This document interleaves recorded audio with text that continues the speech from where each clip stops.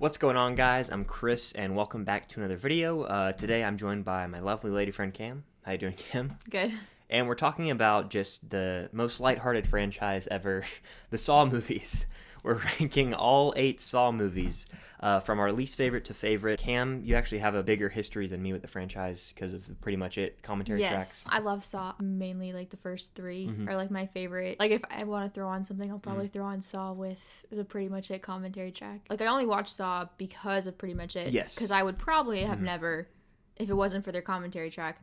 But then I was like, hey, this isn't too bad. So coming in at number 8 for me, is it 8 for you as well? Yes. Is Jigsaw, the newest Saw movie that came out in 2017. And the reason this movie is just so bad is because it's so forgettable. It takes place 10 years after, story-wise, after Saw VII, the final chapter. So it's like a new group of characters and a whole new storyline, basically, and I didn't care at all. Yeah. Really don't even know any of the characters' names, which is number 1 issue.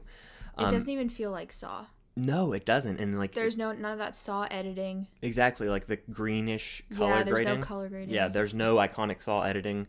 None of that really plays a factor into this. The big twist wasn't even that big of a deal. It was almost predictable and too drawn out. I'm literally trying to remember the twist. So our lists do vary a little bit, and we're going to start to get into the variations. But coming in at number 7 for me is Saw 3D / Saw the Final Chapter / Saw 7. This movie, in my Letterboxd review, I said it's a dumpster fire. It's because it is. This movie is literally just trap after trap after trap.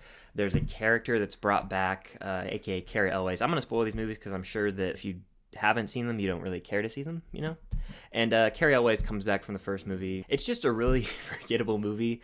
The lead singer of Linkin Park is in there, rest in peace, but the traps are so disturbing, and it's continuing to retcon. That's something that I have issues with Saw movies, is how much they retcon. Had potential, didn't stick the landing. My number 7 is Saw 5. I would describe Saw 5 as a dumpster fire. All right. Literally so boring. I'd rather be in a Saw trap than watch Saw 5. Yeah, I will say, though, the ending of that is hilarious with the commentary track. When, like, Strom is in the thing and it shows him looking up at him. It's so funny. The whole movie is so stupid that nothing happens. Speaking of Saw 5, my number 6 is Saw 5, like you described. It's just so, like, bland. Strom is like the name of the detective that it follows, and at the very beginning he gets his head trapped in the water and he like stabs himself to get the water out in the neck. Yeah. Hoffman is like revealed as the like new Jigsaw. But he's like Jigsaw's apprentice, and then that ties he's- into the whole entire thing with He's like retconned into being there with Amanda, who was already retconned into being there in the first place. It's just... yeah, this movie is whack, to say the least. It hurts. Whack. But the ending is hilarious with the commentary track. My 6 is Saw 6. It's only slightly better than Saw 5. Like, there's really not much to say about it. I think the B plot is like a little bit better. The traps are a little bit more interesting. Yeah, Roderick from Diary of a Wimpy Kid's in there. Yes. And there's the acid bath scene. Yeah. The traps are a little. little bit more interesting, but other than that, it's still Hoffman that I don't give 2 craps about. And it's not one I would care about watching. No, yeah. Coming in at number 5 for me, like you just talked about, is Saw 6. Incredibly boring, as a lot of these movies tend to be towards the latter half of the franchise. There's the cool B-plot kind of involving, like, Roderick and, like, families being torn apart. Insurance. Yeah, insurance stuff. I guess you get more backstory about Jigsaw. That's about it. Yeah, the thing that I hate about this franchise after the first 3 movies is that all they do is keep giving us more and more background info on Jigsaw, and it's like, no, I don't want that, because the more you give me, the less mysterious he is. Yep, and there's less narrative, like actual compelling storytelling, and it becomes trap after trap. My 5 is Saw 7, Saw Final Chapter, whatever you want to call it. And the reason why this one is higher than 5 and 6 for me is because the ending is what bumps it up, in my opinion. Just the fact that they brought Carrie Elways back makes it so much better. The movie sucks. It is still garbage. However, though, it's still more interesting, even though it is garbage. You know what I mean? You can watch it and you're entertained by how bad it is, versus 5 and 6. They're so bad because they're just boring. There's no entertainment. And the opening is really good with him crawling out after Saw. Yeah, and the opening trap is like, this doesn't feel Saw to me. Oh, like, the opening daylight, trap. The opening trap is garbage. They're pushing each other in like a case in broad daylight. I never let the first traps of each movie influence how I see the movie, though, because the first traps never have anything to do with the rest of the movie. Those characters never come back, ever. So from here on out, we actually have the same exact list. So coming in at number 4 for both of us is Saw 4. Yes. The interesting thing about Saw 4 that I think really makes it better is the fact that you find out at the end that it takes place simultaneously with Saw 3, which is like the big twist. And to some that might be off-putting, but I was like, oh, that's a pretty clever way to do it. Yeah. You know? Because especially since Lee Winnell wasn't attached to this movie, it was like a nice nod to his brilliant twists. Because he only wrote the first 3. Yeah, because the best thing about Saw movies is the twists. And Yes. after Saw 4, there aren't even any really twists. I mean, Saw 7's, but that's too. But it's not that's even a grasping. What's the saying?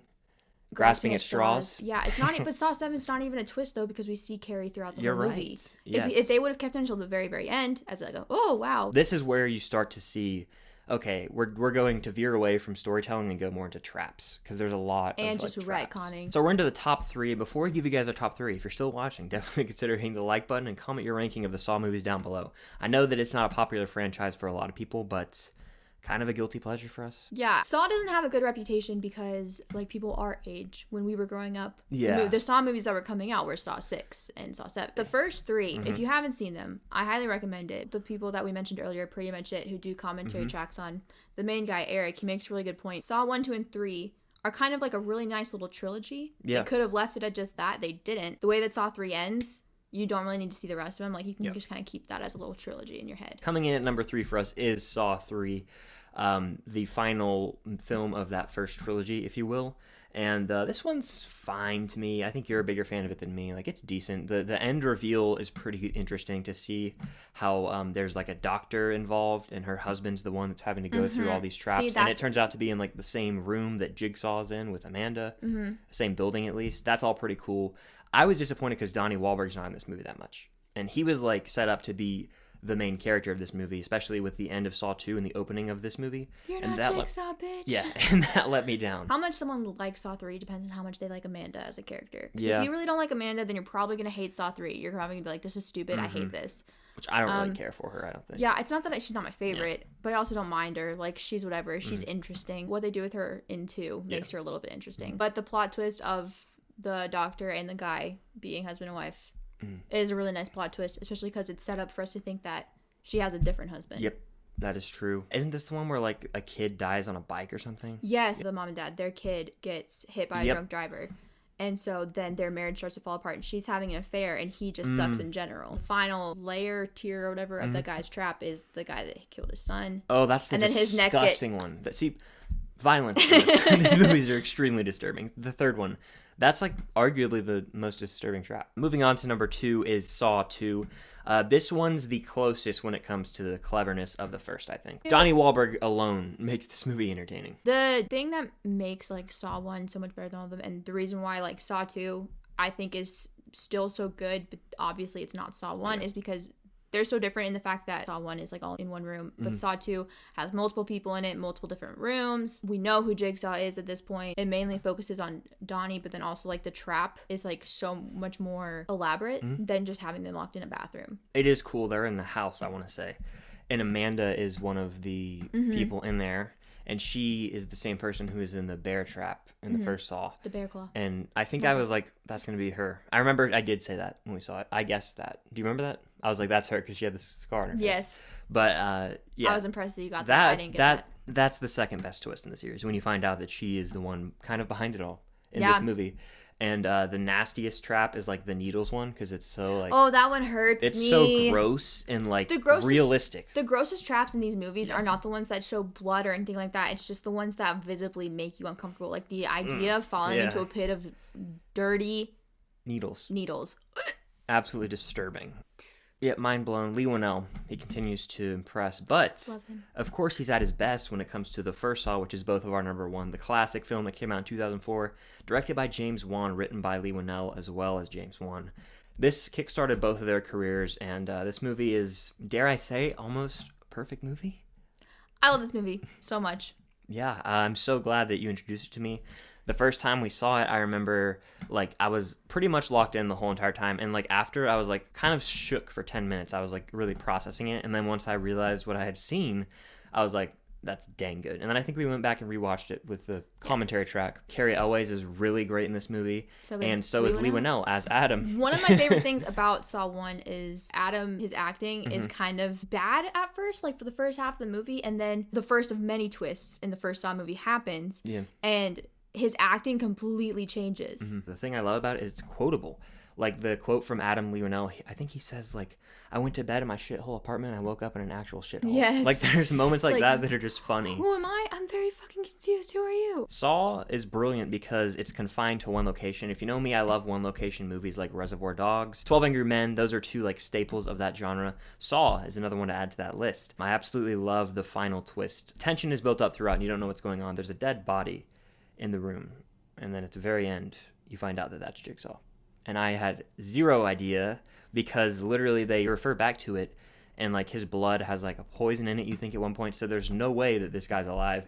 And then the very end. And then it all makes so much sense because it's like he's the one that was making them all like spasty or whatever. And exactly. Because he could hear them in the room when they were making that plan. Oh, I love this movie so much. It's so good. One of the best twists in movie history. I seriously think that. There's these little hints like the key going down at the very beginning. That's the very first thing. Yeah, the very first thing you see. It's like so great. It's one of those movies where you watch it the first time and then everything's revealed to you. And then when you watch it back a second time, you're like, oh, how did I not see that? Yeah. I'm so stupid. Exactly, yeah. And then, of course, there's the saws themselves that are there at the beginning. They try that they think they have to saw the chain. At the very end, Carrie Elway saws his foot off. There's just so many little hints that pay off throughout this movie. The score is so good. It's one of the best horror scores. When it kicks in at the end, perfect. I feel like if I chills right now thinking about it. If I ever had to write an essay like in like 5 minutes, I think I would just put on the Saw music straight up. Honestly, yes. Some people are so ungrateful to be alive, but not you. Not anymore. It's so perfect, and the way that Adam is just screaming the whole time, and then Jigsaw says "game over," closes the door, it cuts to black, but you still hear Adam screaming. Is terrifying. It's a fantastic way to end this movie as the credits are playing, and you still hear Adam screaming. We could talk about Saw in and of itself for an hour, probably. The first Saw is gone up ever since I watched it. The sequels I probably won't watch that much unless it's with Pretty Much It commentary track, who I'm probably gonna like link. You've probably heard of them, but like I feel like I have to give them credit. If Eric watches this, if you're seeing this, I love you. You're my favorite person on this earth. I want to be your friend so badly. I watch everything with Pretty Much It. Yeah. Correct? Yes. Everything. It's my favorite thing in the world. That's going to do it for our Saw ranking. If you guys stuck around, thank you. I know that there's not a lot of fans of this franchise, but hey, we want to talk about it anyway. It's kind of a guilty pleasure franchise for us. So definitely hit the like button, comment your ranking of all 8 Saw movies down below, or at least the Saw movies you've seen. If you haven't seen any of them but the first, let me know what you think of that first Saw movie. If you haven't already, please consider subscribing to the channel. Getting close to 1,000 subscribers. Thank you for joining me today, Cam. Always fun to talk about the Saw movies. You look like you have something else you want to say. Game over.